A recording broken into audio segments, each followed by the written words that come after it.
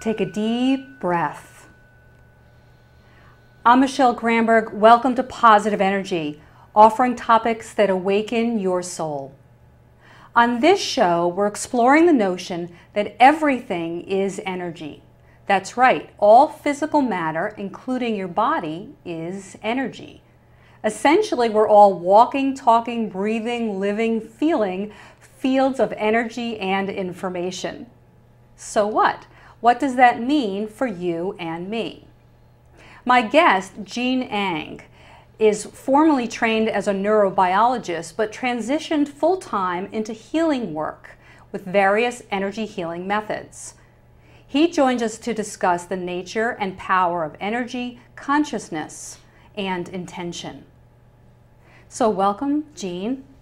Hi, Michelle. Thank you. I'm glad to have you here. Welcome to Positive Energy. Oh, yeah. Can you feel the positive energy? Yes. And thanks for inviting me. Ah, nice to have you. I'm glad you're in town. You're actually from California, yes? Mm-hmm. How are you dealing with the cold weather? Doing okay with that? Pretty big shock. It's a shock. Wakes you up. I won't say how warm it is in California. Please don't. Please don't rub our noses in it. We know it's warm and sunny in California right now. Yeah. Let's start. Tell us about your background, a little bit about your background in traditional science and your background in energy healing, and how you sort of made the quantum leap. Mm-hmm. No pun intended. Pun intended. From traditional to this sort of non-traditional realm. Right. Yeah, I started on pretty traditional education. My undergrad was at Stanford in human biology, so it was kind of a science pre-med type of track. But already in college, I was becoming interested in a sort of inner spirituality. So I ended up in my last 2 years double majoring in philosophy and religious studies in addition to that.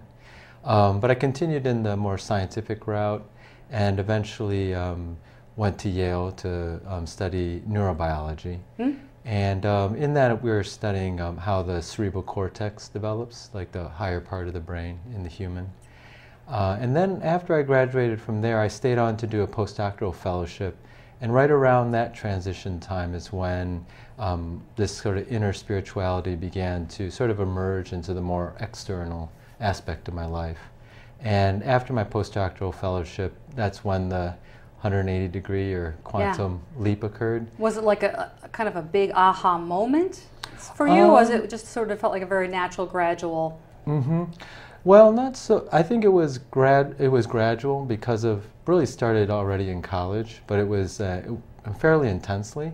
But I was still kind of wedded to the idea of what I should become.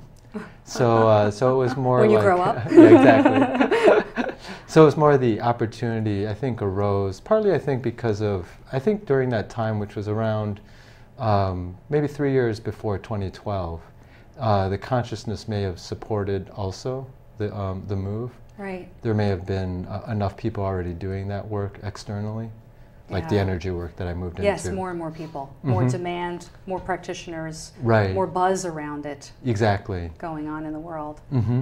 So, talk a little bit about the various energy healing modalities that you are trained in. Mm-hmm. Sort of name those, and what are the differences or the commonalities between them? Mm-hmm. Well, it was interesting. I started out with actually working more one-on-one with a Russian energy healer who is currently in Brighton Beach, who I met just in New York City at a seminar. And it was more like almost like an apprenticeship for about 6 months or over the summer. And the way they train is every morning and every evening they go to the ocean. So he showed me all the exercises. You jump into the ocean because it's filled with cosmic bioenergy or chi. So, and they do all their breathing exercises there. So that was really a very sort of intimate introduction, almost an initiation into the energy world. From there, I started studying different modalities that people, you know, if they searched the internet, could find as like sort of trademark. A little more common, more branded methods. Some are a little more well known, some are a little lesser known. Exactly. And just to name a few, like pranic healing, started by Master Choco Sui, and then the reconnection with Eric Pearl. Dr. Eric Pearl, I interviewed on this show at the Mind Body Spirit Expo recently. Exactly, yeah. So I trained with him, and that was great. And around that time is when I started to go into sort of more professional, full-time healing. Did you feel shifts in yourself related to your own healing, your own level of awareness, I would imagine? Yeah, particularly, you know, each training sort of allows you to accelerate that. Right. And particularly with the reconnection, that process was a big accelerator with consciousness. And just opening up, I guess it would be like opening up to different paradigms. So what, for people who know nothing about energy healing, they're really brand, very green to it, what's your sort of very elementary definition? How do you explain energy healing? Yeah, I think, you know, the way I look at energy healing is a lens that we perceive the world through. Okay. And and it's not that anyone's changing their actual direct experience, because most people really already pick up energy or understand energy. Right. Just like we're doing it naturally. Exactly. When someone's vibrant, you tend to gravitate to them. Right. And when someone sort of has low energy, you don't really even need to have taken an energy class to know that. And that's really what we're talking about. What happens in an energy healing class, I think, is it provides a framework and particularly a language. Right. A platform and a structure for understanding it and working with it. Exactly. Harnessing it. Yeah, and then with that you can harness or manipulate that. Yes. Where before it would be more amorphous, you just say that person has low energy, but it would kind of end there. You do nothing more with it. Exactly. Right. So from there, I think all the different modalities, they contribute. It's where they overlap. Maybe their methodologies are slightly different or similar, and but the premise is the same. It's working with this invisible energy that is in us, that's all around us, that actually can be harnessed for healing. Right. Exactly. So from your point of view, anyone could be an energy healer in that way. Yes. Clearly, people. Yes. Yeah, and the field itself is increasing. It is only trending up in terms of people seeking out some of these alternative methods. Yeah, pretty much now you meet people, like people who come as clients, and they're as knowledgeable or you know, as sensitive as the practitioners. They're a lot more savvy than they used to be. Yeah. So let's talk a little bit more about the nature of energy to give people the big picture and the little picture, I think. The big picture is sort of about this unified field of energy, or sometimes it's called universal life force energy. So talk about that and how we can connect that to the energy that's here, that we are, that our thoughts are, that our body is. And I wish I had an illustration to sort of show, sort of for people who haven't seen, what does our energy body look like? If I could see yours, describe what in your mind's eye, what my energy kind of looks like, feels like. Right. Well, some people are very visual, who are what they call clairvoyant, who can see things. Other people just who are also as sensitive feel it, you know, feel it or perceive it more empathically, and they don't necessarily see pictures. But the general model is that the energy body is something that fairly follows the same contours as our physical body, and is like enmeshes it, like as if you had like a glass of water, and then which would be your physical form, and then the water poured into it is like maybe it'd be more flowing like a glove, and you pour the water into the glove, and it fills the glove. So our chi or energy or bioenergy, or in Judaism they call it ruah, in Korean it's called ki. So a lot of martial artists know about this. It's the same concept of this bioenergy, or life force energy. A good book that a lot of people have read that's very helpful, particularly for people who are, like you mentioned, new or green to the topic, is Lynn McTaggart wrote the book The Field. And she did a great survey of the current energy healing concepts, and particularly with intention. Because our mind really directs the energy, and that's where kind of the rubber starts hitting the road in terms of using the energy in your life. Do you think we know everything we need to know, not everything that there is to know about the energy body, or we're still evolving to know? In other words, everybody talks about the meridians and the pathways and chakras and the chakra system and auras and layers of the aura, and you know, there's a lot said and written about that. Do you think that is absolute, fixed, or do you think we're still guessing somewhat about that? Is some of that intuitive? What's your sort of take on that? Yeah, I think we're still learning. I think all those models are basically that. They're like maps. Right. And having the direct experience. Someone may have an experience, let's say, of what they call the crown chakra, which is this energy center that's on the top of the head, and may define it as certain colors like purple, gold, and maybe some type of brilliant white. But the best thing is for the person just to have their own direct experience of that, and they may come up with slightly different colors. And it's correct. It's correct, because it's different for everybody, because how do you explain color itself is vibration? Yes, so it's never stagnant. One color doesn't necessarily mean one thing, but it is, as you say, it's a mirror or a map of our current energetic state, our current emotional state, a combination of our whole being, the state that it's in. Right. Yes? Yes. Yeah, and what you mentioned as the vibration or frequency, they call it the resonance model. That's a very powerful or helpful model to use when looking at like energy or so-called non-physical vibrations. And the model that most people learned in like electromagnetism or physics with waves applies, but on a different octave or a different dimensional scale.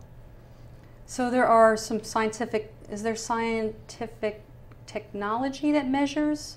Is that what you're saying? There is some, is science not quite caught up with this field in terms of their technology? Does that question make any sense? Yeah. You see what I'm asking? Like where is traditional science in regards to energy healing, perhaps? You know? That's a good question. Answer that one. Okay. Well, I think what I like to look at is the paradigm that's being used right now for meditation research. In terms of if we're looking at very traditional science, or in this case neuroscience, because that field is beginning to emerge and is being studied by major labs and all the big universities, particularly the neuroscience departments. And with the advent of fMRI, which is functional magnetic resonance imaging, to look at the brain live, basically, they can really do a lot of sort of meditation type research. And before, meditation wasn't mainstream, like say 20 years ago. Right. And that sort of energy work would sort of be at the same place maybe 20 years ago that meditation was, or maybe not that far back, in terms of where science is, traditional science, in terms of researching it. And there are some labs that are looking at it. The issue is that the paradigm doesn't necessarily accept, the traditional scientific paradigm doesn't have a place for this non-physical energy that it traditionally has.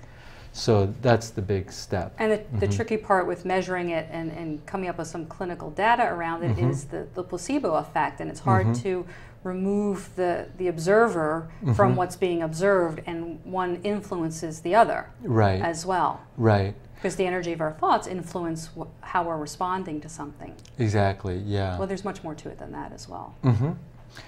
There is some good research, just as a reference.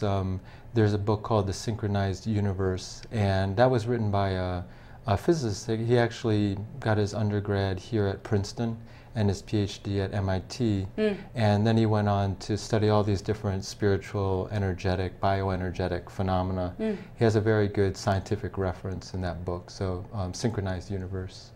So people are doing quite good research. Tons, all over. Yeah.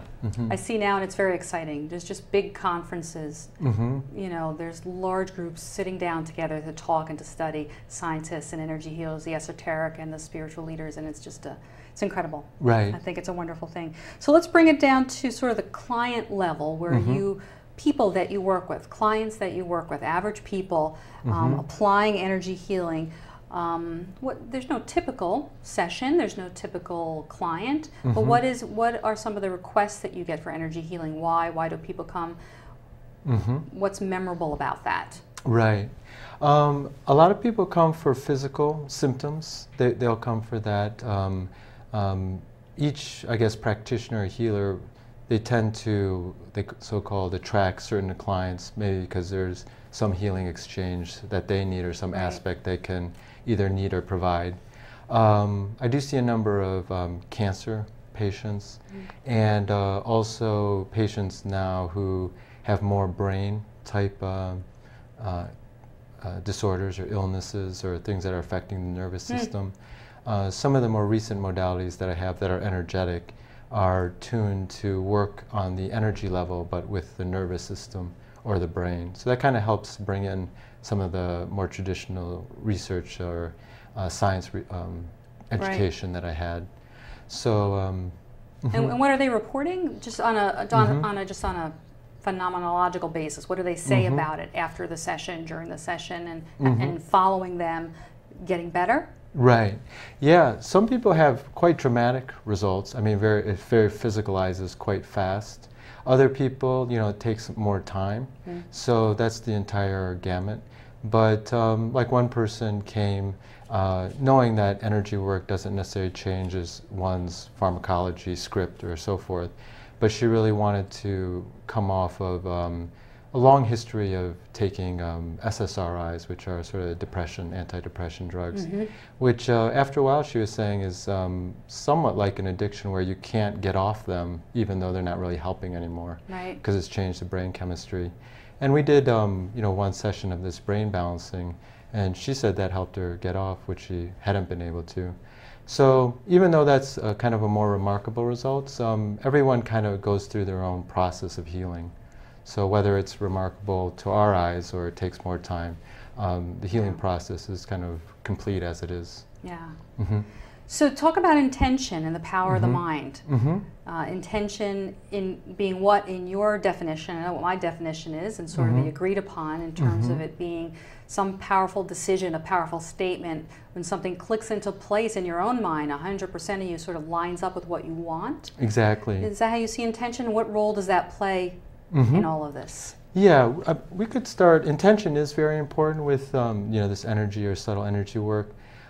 In one aspect, just to make it simple, intention is simply where we put our attention. So whether it could be a simple goal, or simply saying like I'm going into that room rather than another room. Yeah. What you mentioned is is very subtle concept, but a very powerful one is we have various aspects of our consciousness that need to, like you mentioned, line up. Most of us think of ourselves as what we'd call the surface consciousness, which is sort of like our everyday consciousness, the part that's sort of talking to ourselves internally. But there's a deeper aspect of our consciousness that maybe more people come into contact during meditation or right before they fall asleep or during dreaming or deep sleep. And that aspect of our consciousness, when it also is in alignment with what our ordinary mental consciousness has chosen, just like, for example, I could choose to go to a restaurant, but everything else inside me, you can tell, doesn't want to go to that restaurant. So there's not an alignment. There's some conflict within your being, yes. Yeah, that's just a simple example. But when all parts of your consciousness are aligned with the same intention, that tends to manifest quite quickly. Things tend to manifest. Things tend to go smoothly because you're not in a state of conflict or resistance. Exactly. So good. It's interesting to people to hear about consciousness spoken about that way, and there's different levels of it. Right. People don't really think about that on a day-to-day basis. They're sort of just going along on one level. Exactly. So, you know, we were talking about science and spirituality and the field of healing, and you're not really in the field of quantum physics, but quantum physics is the science of what? Well, quantum physics is actually the science of quantum particles, which is you know, things like protons, electrons, neutrons, and mostly smaller than that. So what, and that was, you know, Einstein sort of brought that through, so in the 40s and 50s. And so a lot of these concepts are actually already getting close to 75 years to 100 years old. The way science kind of still works, let's say on a biological or molecular biological level, and we're moving out of this, is still more Newtonian in the sense of we see things as like solid objects, even at the molecular level. It's sort of like when a neurotransmitter releases, most of the diagrams show like balls just that represent the chemicals moving to the, you know, the next cell, which is like a thing over to the side in the diagram. When in fact quantum mechanics shows things are more, like you mentioned, fields or waves. rather than discrete particles.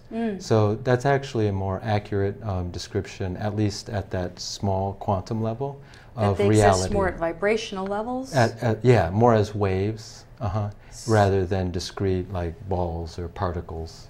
So, so that's really what the study of quantum mechanics in a very looking at things at the smallest, most essential level, the ultimate level, the ultimate causal level. Yes. Beyond the physical senses, what we can see and hear and feel and taste and touch, beyond that. Right. And we've already, or science or physics has already moved sort of even beyond quantum physics to start looking at even smaller things like string theory and so forth. But when you apply it to healing, the way I look at it is it could be the case that what they're seeing on a quantum level is what we're seeing like on this macroscopic level. But those concepts that they discovered in quantum physics match very closely to what mystics were actually saying about the universe. And that's why there's a very nice crossover between spirituality, healing, and some of the same paradigms or metaphors that quantum physics also showed. So is that where you see it going? Maybe all those school of thoughts sort of merging together in some way? What are you most hopeful about with this, where it might be headed? Yeah, I think, I mean, the paradigms, like, it's basically a paradigm shift of looking at your whole person or the world, that basically we're focused or riveted our consciousness on the physical dimension. And it's given us the technology, like the cell phone, and various ways to manipulate the physical world to a very high degree. But if you take a culture like Tibet, which developed their spiritual science to a very high degree, they didn't put their consciousness or their research or their best minds on the physical domain, and that's maybe why that the cell phone's coming out of the Western culture. But if you see the merger now of the two, you see their study of subtle energy channels and consciousness and the depth they studied, rivaling what we studied, but on the technological level. So now that we have the internet, now there's travel is much easier, and there's more a cosmopolitan spirit. That's why now the different minds or the general public has access to this kind of information. And the ultimate outcome of that is a synthesis. People will naturally synthesize these various streams. So do you see your role in that? When you think of it, we're all part of that, of course. Right. But those of us sort of doing this work, leading it, moving it forward, really, when you look at it that way, we can see that we're helping to move a shift, that we're speaking about a shift in consciousness, a real paradigm shift. And that the more we talk about it on shows like this, the more we share through the communication methods that we have. Right. Do you see yourself as part of your role in contributing with that? Yes. Much like the same philosophy of the show in terms of education or providing good solid information for people to discern and explore for themselves, whether it resonates with them or not. I think that's what I strive for, is clarity in the concept, and then people can decide, whether that benefits them or not.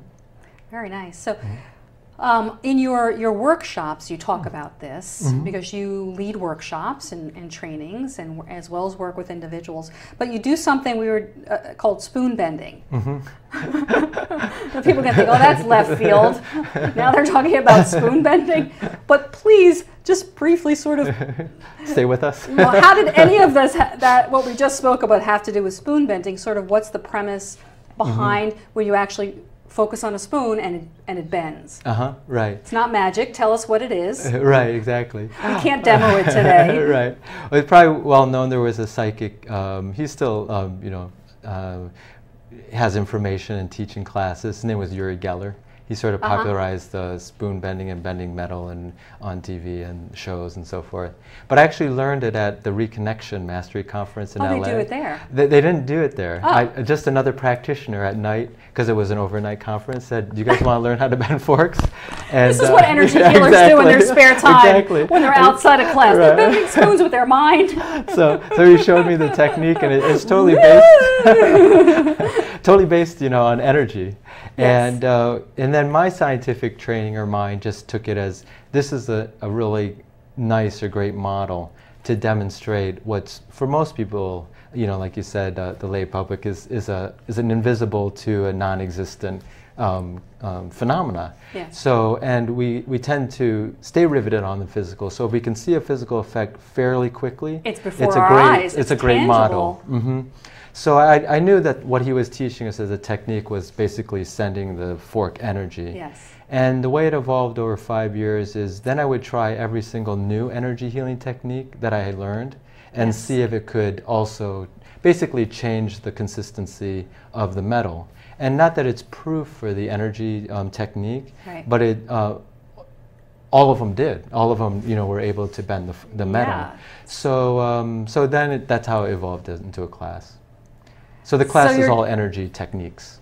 Mm-hmm. And it's showing you when you have something that looks so solid like a spoon, mm-hmm. that on its subatomic level, this is energy. There's non-physical stuff is what this really is made of, and you can connect with it and train with it, mm-hmm. make it move. It's as pliable as the energy that's invisible. Exactly, yeah, exactly. And it's a visible sort of demonstration of that. Mm-hmm. Right, you kind of have a result in the physical domain fairly quickly. So I think that's why it became popular. Yes. Mm-hmm. There's a bit of a wow factor with it. Right. So what are you up to these days? What's on your calendar? Mm-hmm. And then tell us how people can reach you, your website. Oh, okay. Yeah.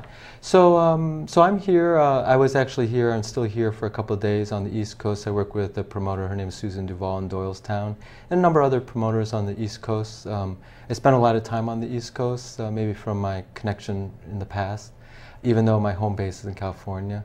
So I'm bringing through, I would consider a little bit more avant-garde type of healing modality, even within the healing community. It's called Arcturian healing.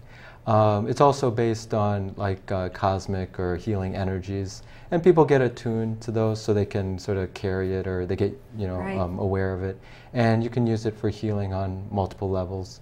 So most of my trainings, sort of week-long trainings or more than 2-day trainings, are based on that. And there are a couple levels, like up to 3 levels now. And then I still teach these classes on spoon bending that are more shorter, so people can sort of see, and any level can come to the class, you know, or have interest in coming to the class. Mm-hmm. Particularly people actually who are quite experienced in energy work. They really find it quite helpful, because it may give them a way to show their clients or their friends something that physicalizes what they've been doing. Probably great at parties. Mm-hmm. Yeah, and great at parties I'll too. I'll have to try it. So your website is? Oh yes, it's my name all at one. Just www.geneang, GENEANG, just all one word, .com. Okay. And that has my schedule there. Okay, great. Mm-hmm. Yeah. So I hope you will check out Gene's website, geneang.com. I hope you'll check out my websites. Go to them now. No, relaxationandhealing.com, michellegranberg.com. Find me on Facebook, Michelle, Positive Energy TV Talk Show with Michelle Granberg. I hope that I will hear from you and that you will continue to check out this show. And I really want you to know from this that if this resonates for you, check out a training, read some books, sit with it, meditate with it, because really inside you are a healer as well, and a very powerful one. Thank you for sharing yourself with us today here on Positive Energy. Okay. Thank you for the work that you're doing in the world. Yeah. Thank you. Remember to breathe, and join us next time on Positive Energy.